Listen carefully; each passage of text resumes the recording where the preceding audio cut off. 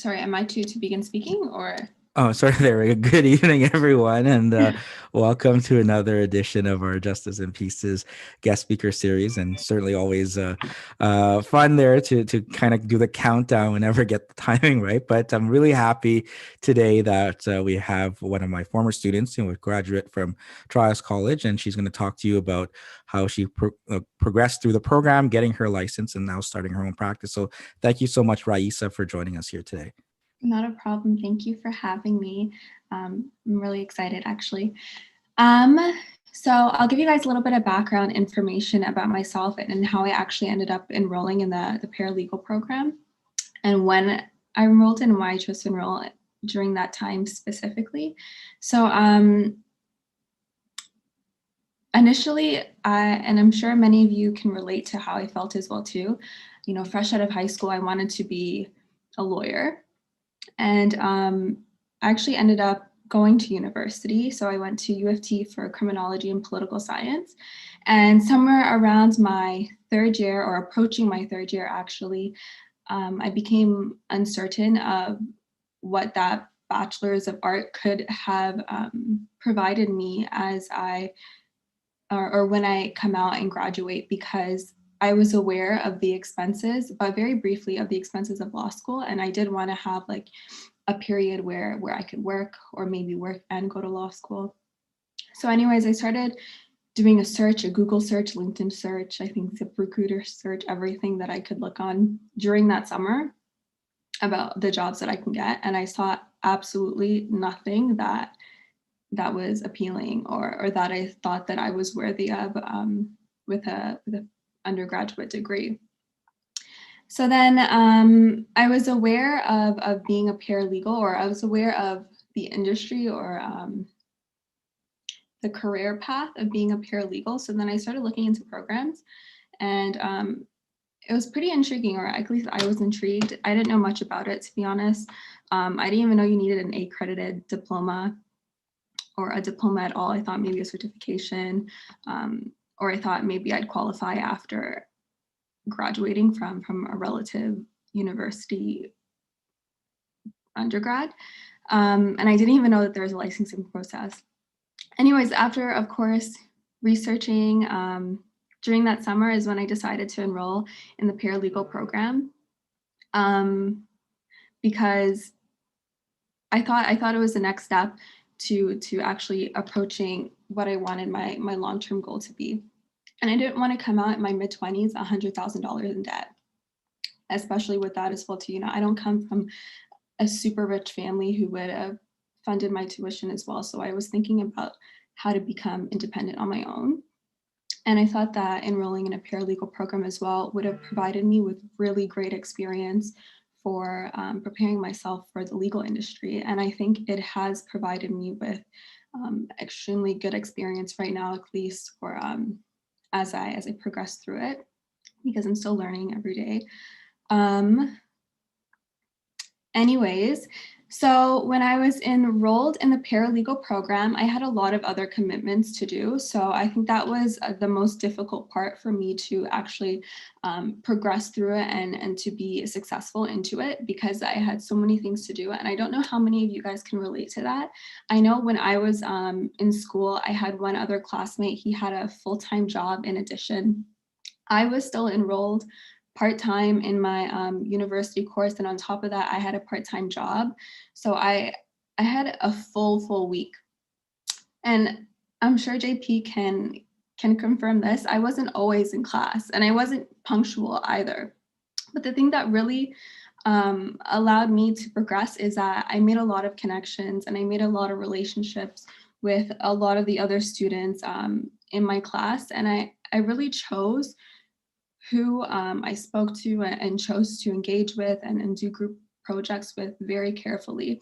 I chose people who had similar work ethics, I guess, or were able to produce, you know, quality work that I would be proud to hand in as well when I worked with them, or someone that I didn't have to, you know, micromanage when I worked with them as well too. So I think that's an important part as well, because making that connections and those relationships with those people as well too those same people were the ones that helped me when I wasn't able to make it in class, and we were able to help each other. So I knew that they would help me, and I was able to return the favor whenever I needed to as well too.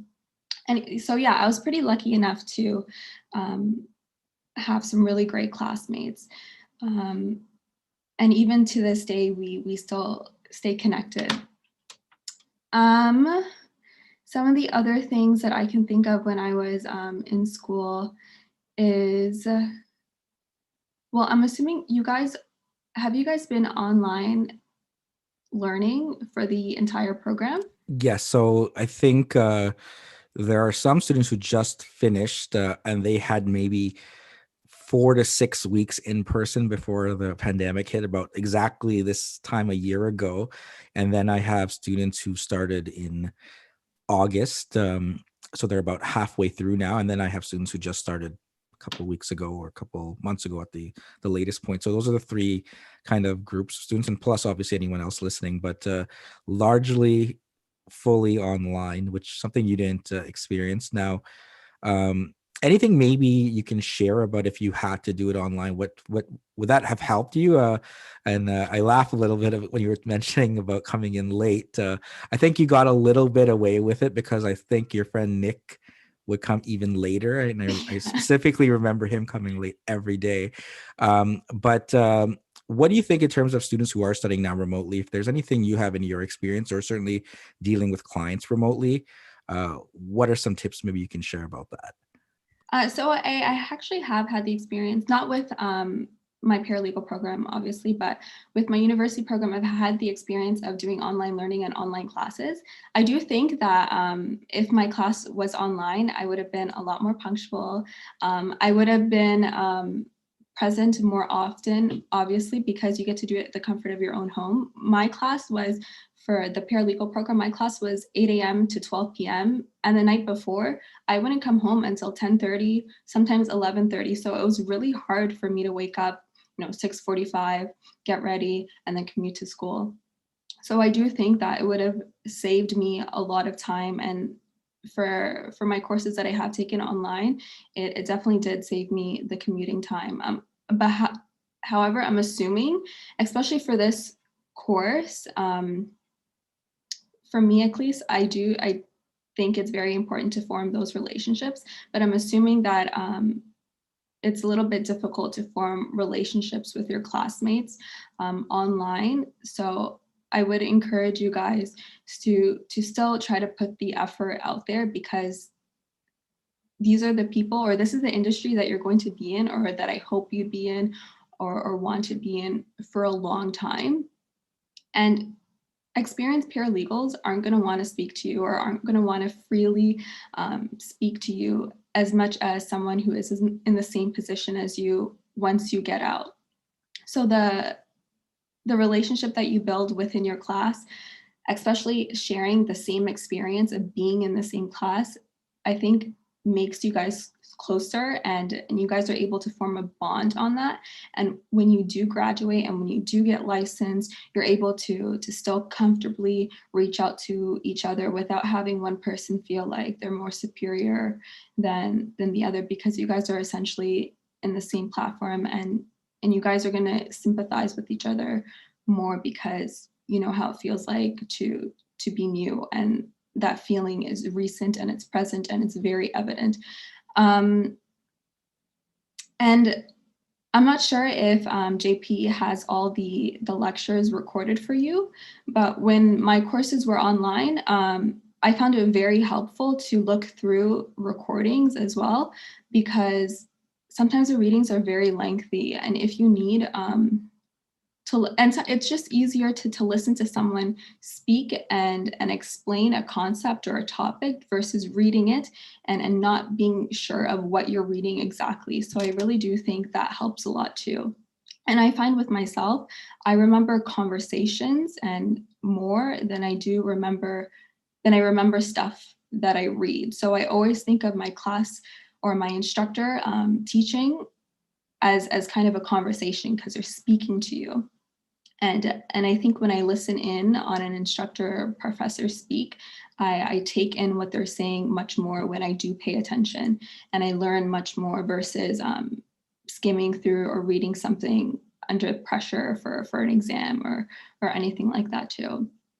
I forgot how many people from my whole program graduated. I think maybe it was 17, 17 to 20, I'm assuming, but from that 17, I'm still in touch with 10 of them. I think one of them is a lawyer. I speak to six of the 10 consistently. 5 are licensed paralegals, and 2 now have their own legal services firm. And from those 2, if I include myself, we are all connected. So us 3 as sole proprietorship owners, we all stay connected, and we all feel completely comfortable reaching out to each other.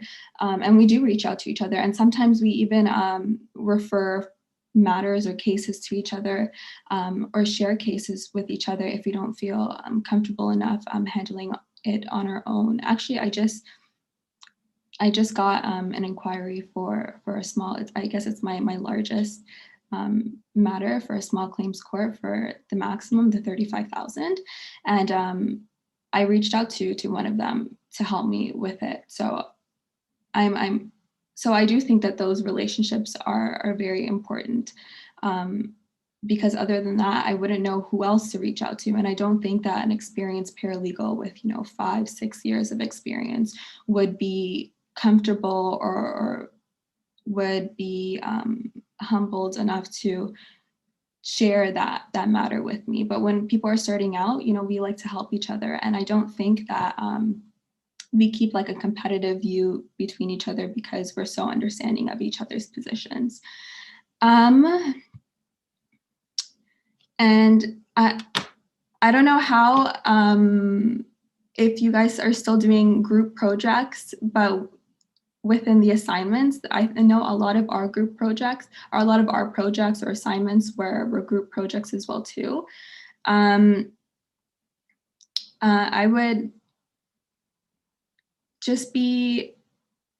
would be mindful of who you choose to be within your project, but also expand your reach. Don't just always stay within one group. You want to speak to other people in the class as well too, because maybe they'll be able to help you down the line. And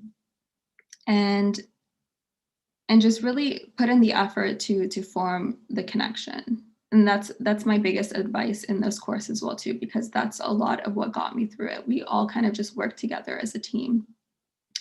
And yeah, I think that's most of the advice that I can give you for the course, at least in my experience.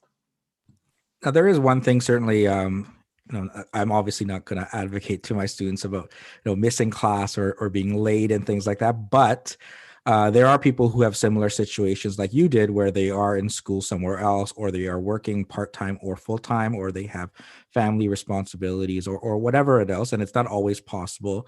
So given that you've successfully finished the program and gone on to passing the exam and now having your own practice, what can you share for those who are in that situation? I mean, certainly about building the relationships and having someone who can share your notes. But I mean, if you miss class and you're not keeping up with things, I mean, it's not necessarily a recipe for success. So what did you have to do to kind of deal with what you were missing, on top of just connecting with your peers there and getting them to kind of help you get caught up?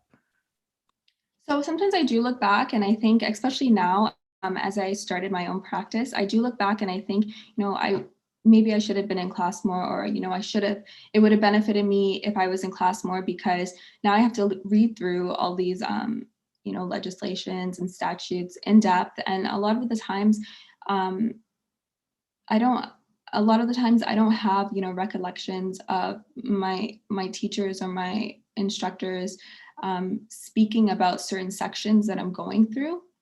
And I'm thinking, maybe it's because I missed a class, because I do think that listening in on your teacher makes it a lot simpler to understand, because there are things when I was in class, there are things that I remember that my instructor would tell me, and to this date I still remember it. and I'm able to um, project the advice and the techniques or the lessons that I was being taught with my clients. But sometimes there are topics that um, I'm a little bit unfamiliar with or uncertain with, and I do have to go back and look and be able to understand it on my own so I can interpret it in my own words and for someone else to understand, for a client to understand. So when your instructors are explaining a topic, they really are explaining it so you can understand, and they're not just giving it to you in these wordy terms that legislations are going to be using, or even if you're going through case law, that case law is going to be using as well too. I think you should help your classmates because oftentimes they'll return the favor. And I don't think that you should hold any ego or pride with restraining from helping your peers as well too. I don't think helping them is going to take away from your success in the course or assignment or even in the field. I think that's only completely up to you. So I do encourage just helping your peers, because I know I was able to help my peers as well too, even though I wasn't in class all the time, because I was still keeping up with the work that I was doing. I was still handing in assignments on time, and I was handing in quality assignments as well too. And I was still able to progress in my exams and excel in my exams as well too. So the quality of work that I was producing wasn't really the issue that I was having. It was just me being in class. And when I wasn't able to make it in class or understand a question within an assignment, I was able to reach out to classmates for help. And in fact, I think I reached out to my classmates more than I reached out to any of my instructors throughout the whole program. And they were free to ask me for help whenever they needed it. And it didn't bother me at all, because I knew that they would do the same for me. Now you had mentioned group work, which is still, an integral component, whether it's mock trials or settlement conferences, or I think you had an interview and mediation and things like that.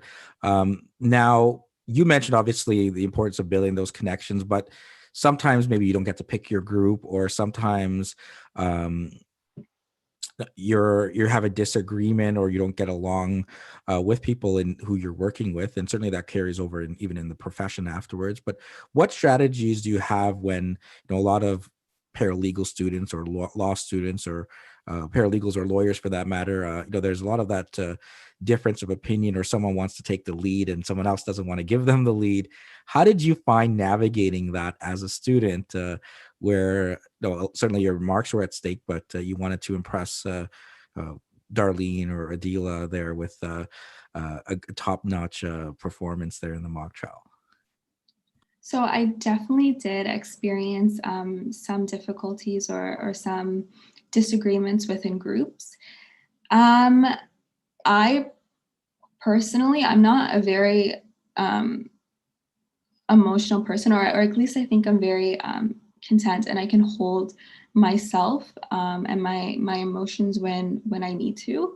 I definitely don't think, and especially in the field as well too, it's not a field where you can um, be emotional, or it's not a field where you take everything to heart. I think you do need a thick skin.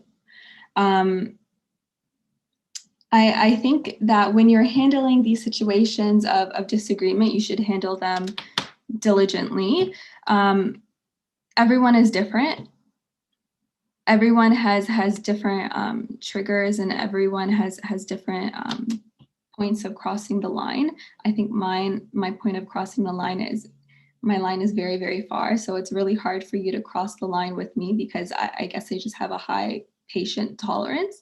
But for those who don't, and if you have members in your group who don't, um, I think you should be considerate of that as well too. You should be understanding. Um, you should allow them to still feel, if they want to be in control, you should allow them to feel like they're still in control, but or if you guys are fighting to be in control, you guys can both be, you know, the leaders of the group. It doesn't have to be just one person, the leader of the group. Often the leaders of the group, I guess, they're the ones who feel like their performance in the class is better. So I think if you are aware that your performance in the class is good, and this other person in your group's performance as a class is good as well too, I think you guys should both utilize that, and utilize your ability to do well in that group project, because if you guys are both doing good, then, you know, two brains are better than one. You guys are able to contribute two different points of views of attacking an assignment. And I think if you guys are both doing well as well too, that's even better for your whole entire group, because now you guys have two leaders, and you're able to have two people to keep you on track with everything. I know that you guys aren't always able to choose your group members as well. I know we weren't always able to choose our group members as well too. When you're assigning tasks amongst your group members, let them pick the topic, whatever they're comfortable to do as well too. If you feel uncertain of how they're able to perform, because if they're able to pick a topic, you know, maybe they feel like they can do this topic the best, and if they're not comfortable doing another topic, it obviously means that they're not able, or they don't feel comfortable completing that topic. It's real life, you know, not everyone is going to like each other, and I'm not saying that everyone has to like each other, but I think in these group assignments, you really have to put aside your emotions and your feelings, and because at the end of the day, it is your grades that are at risk. And I think that's my advice that I would give you. Now, one of the things, certainly both within the program, and I think maybe at that point we were making more of a transition from more short answer based exams to multiple choice, and then going into the P1 exam where it is all multiple choice. Maybe you can tell us a bit about your preparation for multiple choice exams and open book multiple choice exams, and certainly you can talk a bit about how your preparation for the P1 was and what helped you get through that exam. So I wouldn't underestimate the P1. I went in writing the P1 thinking that it was going to be easy, because it's an open book exam, and I was so used to all my exams from, you know, the paralegal program being open book, and I was like, yeah, like during the exams I was flying through it. They were so easy. And then you get to the exam room at the Enter Care Center, and you're like, wow, after the first half of the exam, you're like, wow, that was really, really, really hard. All the questions are in the textbook that they give you, but you're not going to have time to look through or get every answer if you don't know the textbook well. That's something that I definitely underestimated. What helped me get through passing it was mock exams, because actually I did 3 mock exams. So what I had done was I would do one mock exam, and then I would do, like fresh, I would do one mock exam, study all the answers, study the reasonings for the answers, and then attempt it again. And I did that twice. And then by the time I approached my 3rd mock exam, which was like a week before I actually did the exam, I completed, I was under the impression that this is how I was going to perform while I was doing the mock exam. So I definitely recommend doing a lot of mock exams, because if you're just reading it, you're not going to get an idea of what the questions are like. The questions are very lengthy. I think you have a minute, and I average a minute and 20 seconds per question. I also underestimated that as well too. I thought a minute and 20 seconds per question was enough time for me to look through the entire textbook for me to get a question, but it's not. The questions are long. The questions itself will probably take you at least a minute to read. They're very long. So now you have 10 seconds to think about this the answer after reading all your options. Or 10 to like maybe 20 seconds. And then of course there are shorter questions as well too, which will even out that time.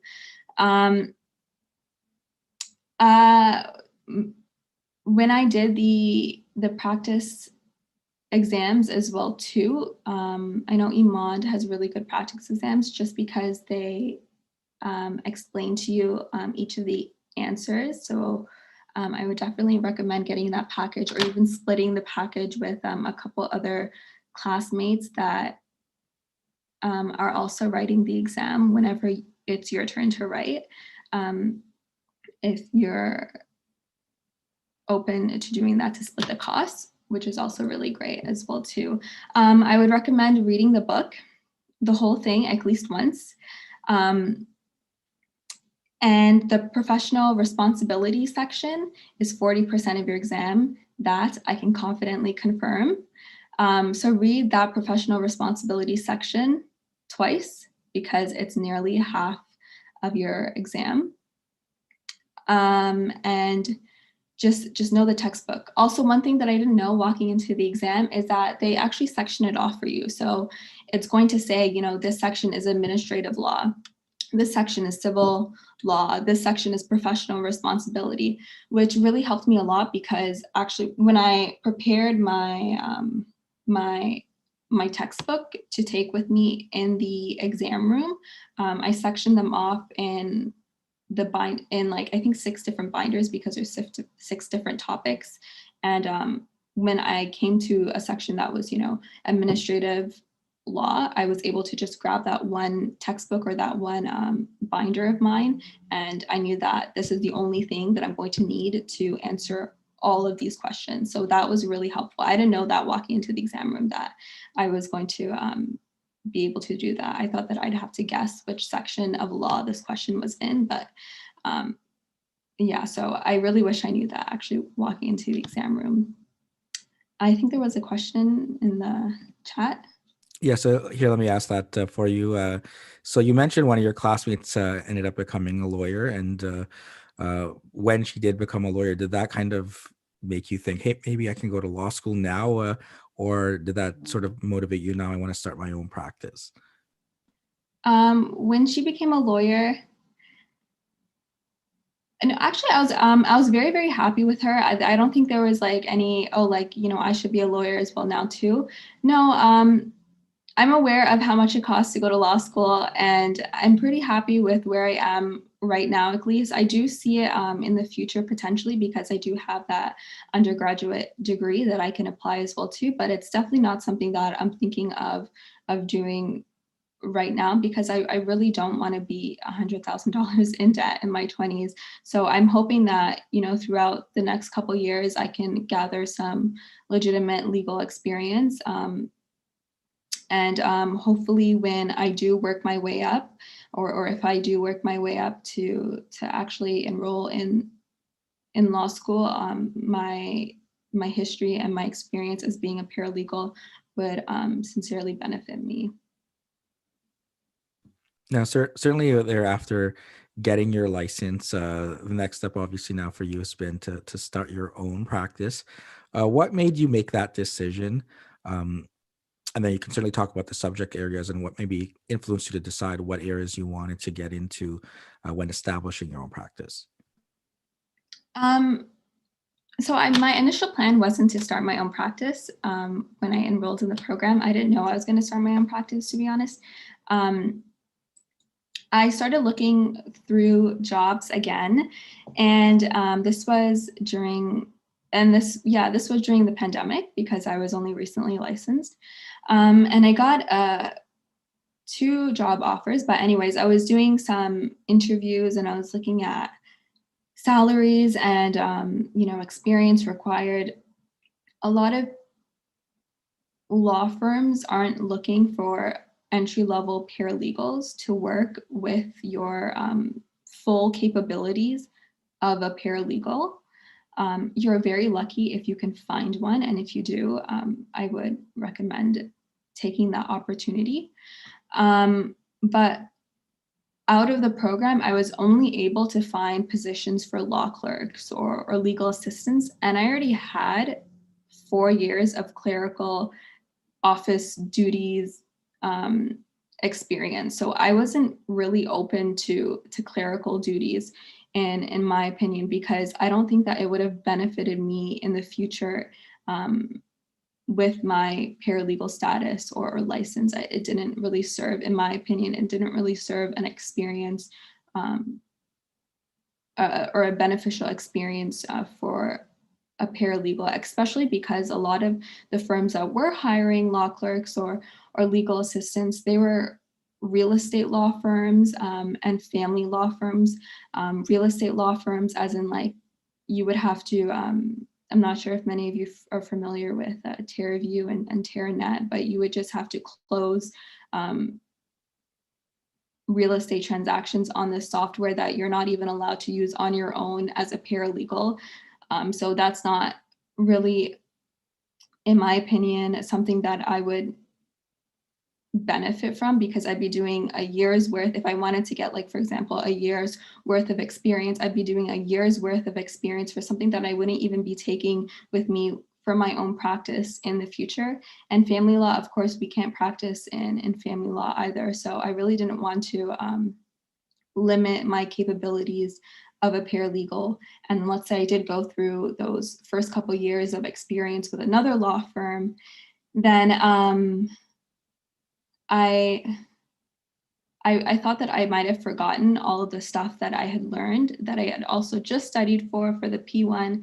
And then prior to that, also went to school for. So I didn't want to forget all those stuff too. Actually, one of my classmates who had already started his law firm, his paralegal firm, encouraged me to start my own practice as well too. And the way that he put it was that really sealed it for me, was that if for these clerical positions, because I told him that I had 2 offers for the clerical positions. For these clerical positions, if you're going in, you have a set salary. Let's say, the average salary is like 40 to 45,000. Maybe 2, 3, 4 years into it, you start making $50,000. Eventually, you start making $60,000 maybe. But then once you start having a set salary, then your expenses start to grow just naturally, because you have a set salary. Then maybe you want to get a new car, or you want to finance a new car. You want to move out of the place that you're in. You want to lease somewhere else, or you want to have a bigger home, sell your current home and have a bigger home. So your expenses are just naturally going to increase, and then you'll become reliant on that stable income, and you won't want to do something, and you won't want to take the risk to opening up your own practice. So I think the way that he said it was just, right now I don't have much to risk, and I don't have much to risk. I don't have many bills to pay for right now, because I do live with my parents, and I am young, so I don't have that commitment right now. So he said that to take advantage of that opportunity that I have right now as well too. I'm not sure how many of you are relatively close to my age, but I know that sometimes it can be discouraging to go on your own, because you are so young, and it really is hard to be taken seriously sometimes. But I think it's an advantage. It can be used as an advantage as well too, because if you're going to take a risk, it's right now. If you gather the experience as a sole practitioner, and let's say you don't do well, but hopefully you do, but let's say you don't do well, you can still take that experience and apply for a job later on, whenever you want, when you think that it's time to close down your sole proprietorship or your corporation. Now, certainly one of the things there you mentioned of being young, and some people might not take it seriously, and especially in the legal profession, I think we're very slow or resistant to kind of doing things differently, whether it's using the same software or using the same method of marketing. Now, I think starting your own practice certainly and maybe connecting with some of the social media and platforms you've been using personally, you've been able to use that in terms of your marketing. So maybe you can tell a bit about that to students who are in your age group, how you can leverage your existing social media to get clients. So throughout the program, actually, I deleted my personal account, and I didn't have a personal account prior to this for maybe about 2 years, 2.5 years, maybe. And I always thought, I was going to come back on, introduce myself as a paralegal.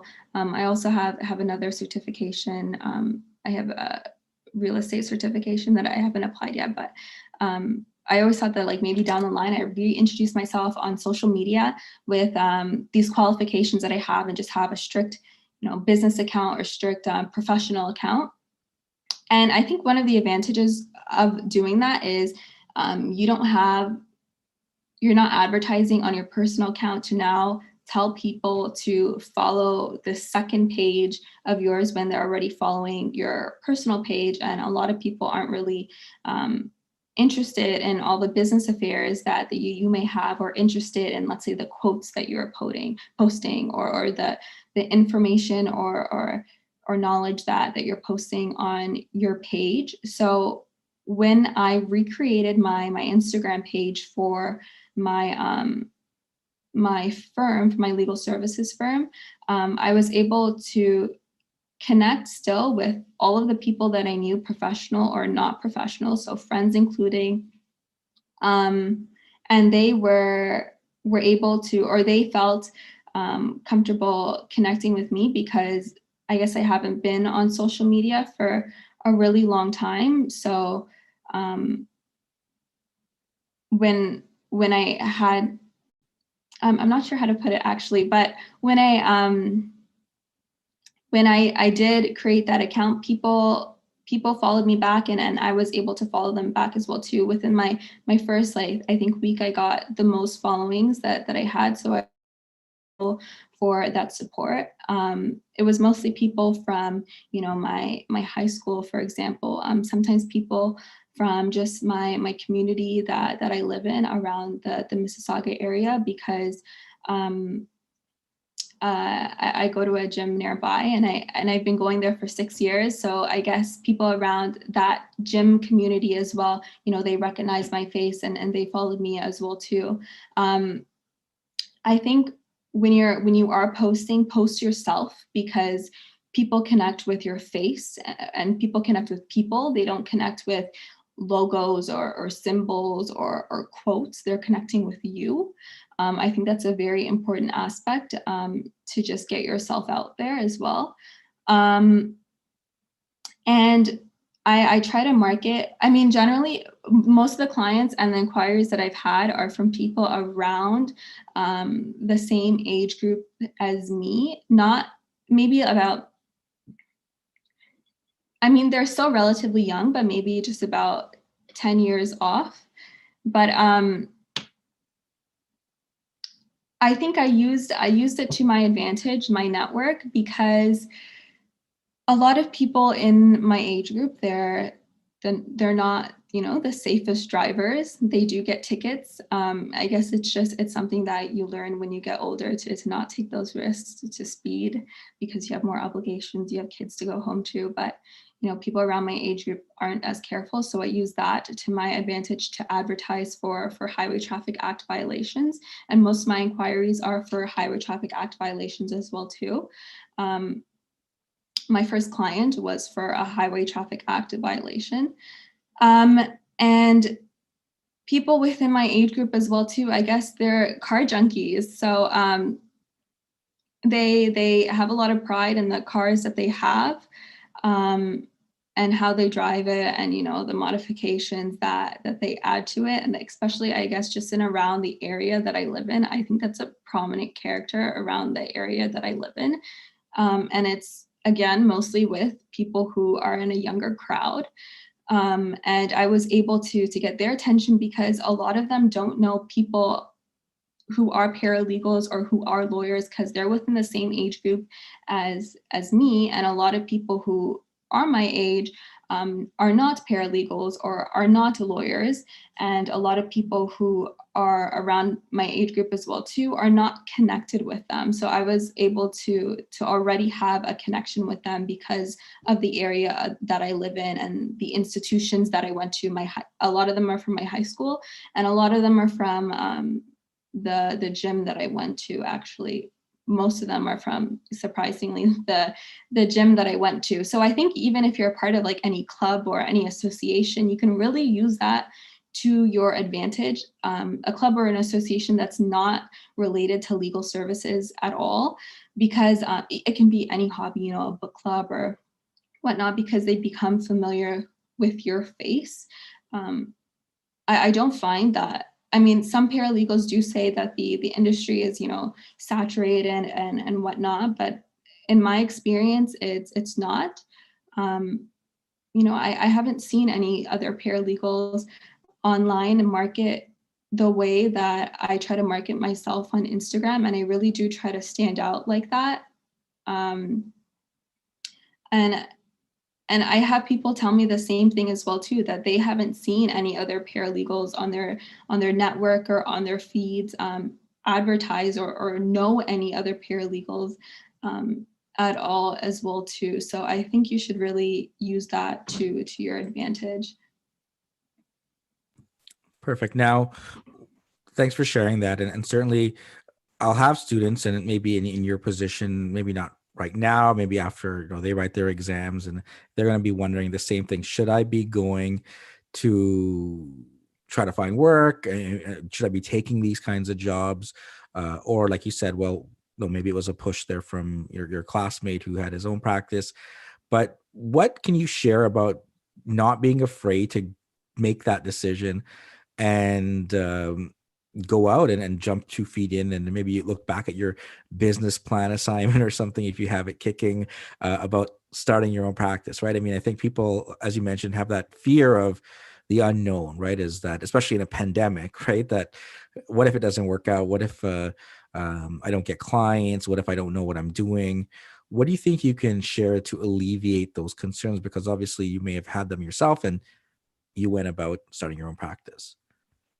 Yeah, so actually there's a question that from Kevin that also relates to it a little bit, and I'll answer his question too. He said, did I have to look back at my POA textbooks or something? Yeah, I had to look back at the paralegal textbook that the LSO gave me. And then I looked back at the HTA and legislations. You have to look back at the legislations and informations that and information online. You have to look on Quick Law. You have to use Quick Law. In my experience, Canly is not going to give you, is going to give you very, very minimal information. It's very hard to find case law on Canly. But yeah, you do have to do a lot of research on your own. I know that when I was starting up, there obviously were concerns and concerns that I still have. And you know, not all the time when a potential client speaks to me or reaches out to me, I'm able to answer them on the spot. So I try to, I guess, strategically get back to them so I can have more information to give to them when they have my inquiries. I think COVID and the pandemic and the lockdown really, to be honest, helped me open my own practice because everything is digital. I didn't need my own office space. I have a home office actually, but I do most of my business virtually. There are some really great virtual software out there. Like I use DocuSign. DocuSign is amazing to get virtual retainers out there, and you're still able to meet, you know, the Law Society's requirements of meeting your client face to face. If you do like a Zoom call, for example, or if you already know them, for example, a lot of mine, I already know them and know that they're real people. So I really think that helps as well too. There's also lots of great virtual offices, which I'm looking into in like virtual offices as in like a timeshare office. There are lots of really great ones that I'm actually looking into the lockdown is alleviated. Um, so I think one of the ones that I'm looking into is like $95 a month. And then you have to like book for the rooms, whatever rooms that they have. And the rooms that they have are really great. Some of them look really, really nice. And you only really need your office space to meet clients. Well, at least for me, I only really need the office space to meet clients because I have a really great office setup at home. When I was looking for jobs, I guess I really didn't want to settle for a position that I thought that I was more worthy of, and even going to these interviews or speaking to the interviewers who are often lawyers, it can sometimes be a little discouraging the way that they refer to a paralegal's scope. When I was interviewed for several places, they would often, mention how limited our scope is, or if I intend to go to law school after, as in like leaving me with the impression that they don't see or project a paralegal in their firm being able to represent clients, but simply able to just do, the clerical duties of a law clerk. If you are able to find a lawyer who respects the profession, the paralegal profession, I think that's amazing, and you're very, very lucky to have encountered that lawyer or that law firm as well too. But I really didn't want to limit my abilities as a paralegal, because after graduating, I really did, and passing the licensing exam, I really did take so much pride in passing the exam, because the exam is really hard. It shouldn't be underestimated. I know that you hear that, so many people are passing. I haven't, yeah, that everyone else around you is passing. How difficult can it be? I wouldn't underestimate it. It is difficult. Yeah, so if you're looking to open up your own firm, I would just say, just go all in, be confident in yourself. You're not going to know everything. I don't know everything, and I'm fully aware of that. And I think it's a profession that you're always constantly learning. But be open and be confident in yourself that if a client does come to you, that you're able to do what it takes, even though you're inexperienced or you have very little experience, that you're able to still, that you recognize that you're able to put in 100% of the work.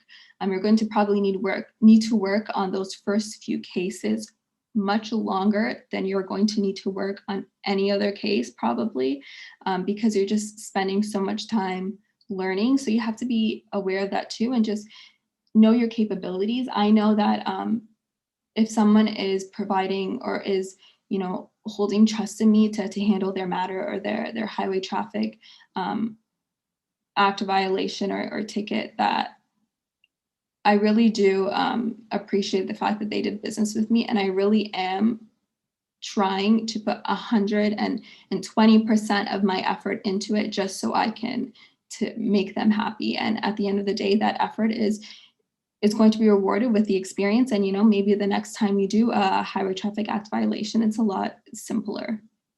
So the first few cases are learning experiences, definitely, and you are going to give it 100% of your all, and it's going to take a lot of work, and you're going to spend a lot of time on this little ticket, maybe, just because you're so new. But I really do think that you can teach yourself a lot of this stuff as well. Now, one of the things, and I see a question here as well from Adam, so I can kind of maybe fuse this together, is the period after you finish with the program, right? I mean, first there's an internship, so maybe you can talk a little bit about the internship, but then while you're kind of preparing for the licensing exam, or you've completed the licensing exam, Adam essentially asks, what were you doing with that time, and when did you make that decision? Okay, now I'm going to go full in and commit to starting my own practice. So during that time, actually right out of the course, and right when I was done my internship, I had a full-time job, or sorry, I got a full-time job, a job that I really enjoyed. And that's what I was doing up until the point that I had to study. When I was studying, I took some time off. I do recommend taking some time off as well too. If you have any other commitments that you have to attend to, I don't think that, well, unless you're studying for maybe about 2 months and you're reading, maybe 15 to 20 pages a day. And I say 15 to 20 pages, and you might think that that doesn't sound like a lot of pages, but the pages are very, very detailed and the font is very, very small. So, getting through even 15 to 20 pages a day is a lot. And it'll probably take you about like an hour and 20 minutes just to read those 15 to 20 pages, or at least for me it did. I remember timing myself and it was like 4 minutes a page just for me to read one page. So yeah, I do recommend you take some time off of what you're doing, whether it's 2 weeks or that the full month if you're able to. I I would recommend alleviating a lot of the distractions that you have around you, and that was something that I definitely underestimated as well too, especially with the program and how I approached the paralegal program. When I was in the program, as I mentioned, I had a part-time job, and then I was also enrolled part-time with my university program, and then full-time with the college program.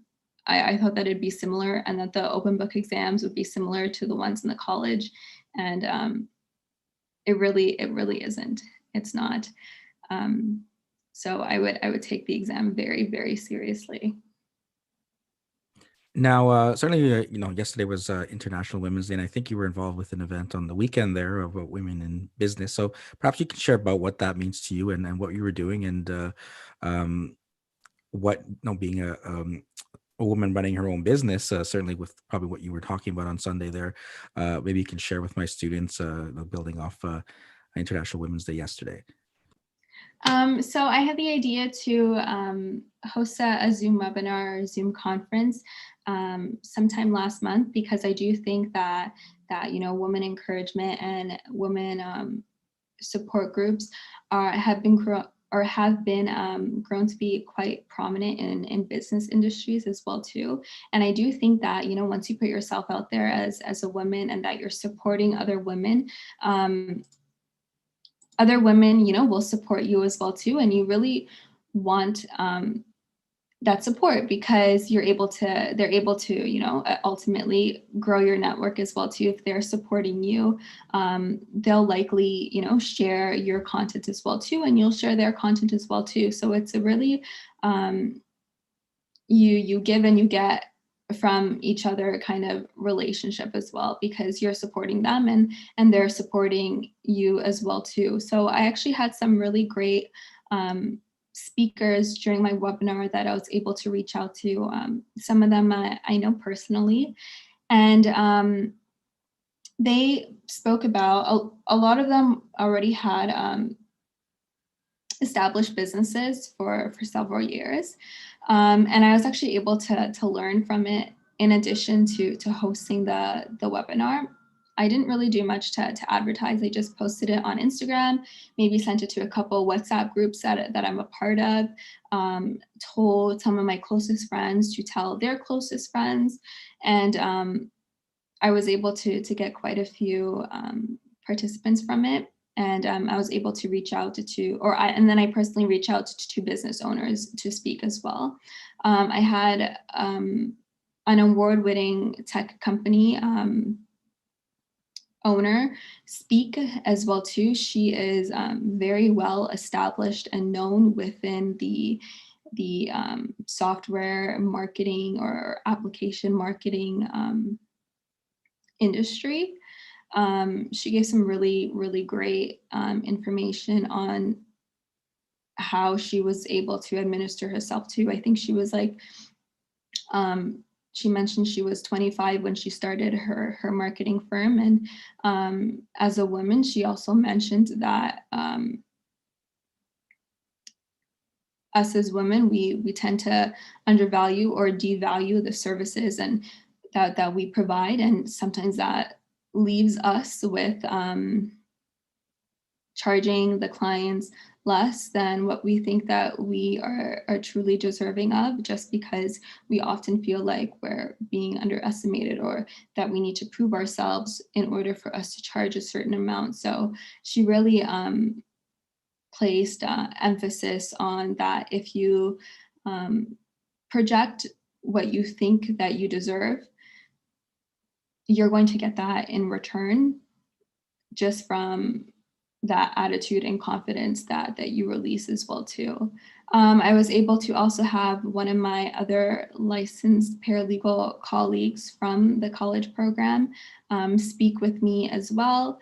And she briefly talked about the registration process and how you can simply, register online for as a sole proprietorship. It's relatively inexpensive.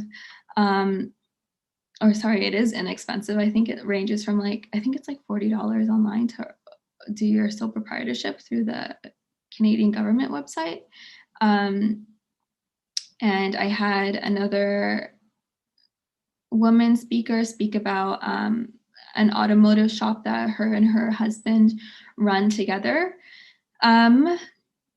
And how she deals with customer service and place an emphasis on customer loyalty programs. She actually mentioned, if you were to check out my Instagram page, there's a clip of her mentioning that 70% of her clients are actually returning clients or not new clients, because it's much easier to market yourself to clients that are already familiar with your products and your services. And I thought that was really, really great information for me to know as well too, for a new business owner, because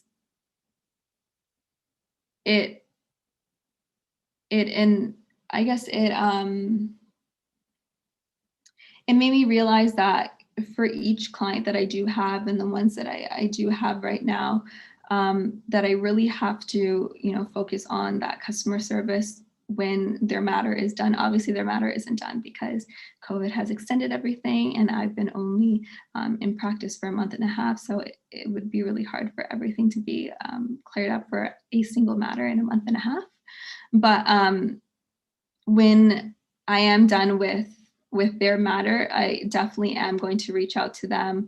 I don't think that you should hassle or try to upsell them on anything, but just respectfully, reach out to them, ask them how their experience was with you, because it's something that I want to know as well too, and what areas that you can improve on, so I can bring that with my future clients as well too.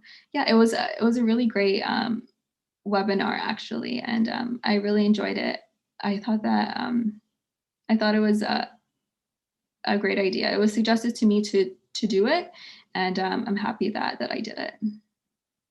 Perfect. So, Raiessa, thank you so much for taking the time and joining us here today and sharing all of that. I think if you have any final words of wisdom here to share with my students about things like that, like networking, that I think we don't really teach enough of as part of the program, and the importance of that, and putting on that webinar certainly there as well helped develop and widen your net of networking, and as well as any other suggestions and pieces of advice that you can share for those trying to make that same transition from being where you were a couple of years ago. And I think it's especially valuable for students to see other trial students, because they're like, oh, great, you brought in some lawyer, or you brought in, some politician, and I have to go to law school and do this and that. It seems very something that's a lot more away.